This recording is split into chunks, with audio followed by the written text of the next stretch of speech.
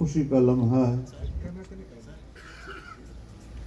کہ علاقہ مہمند کے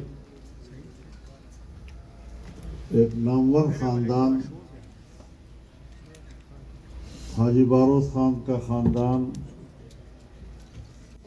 اور ان کے جشم و چراغ جناب شہریار خان آج باضابطہ طور پر جمعیت علماء اسلام میں شمولیت کا اعلان کر رہے ہیں۔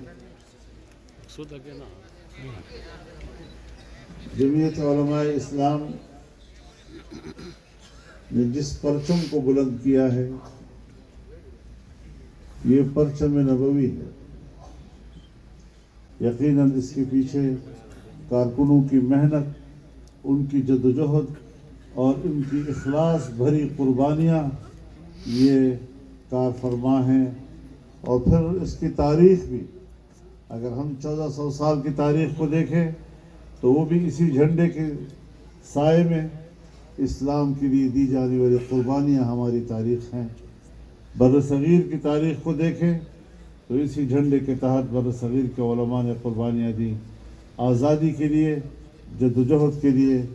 اور دنیا بھر میں جہاں بھی کوئی قوم آزادی کی جنگ لڑتی ہے، جمعیت علماء اسلام نے ہر اول دستے کا کردار ادا کرتے ہوئے ان کی حمایت بھی کی ہے، ان کے لیے آواز بھی بلند کی ہے اور اس کو اپنا اسلامی فریضہ تصور کرتے ہیں۔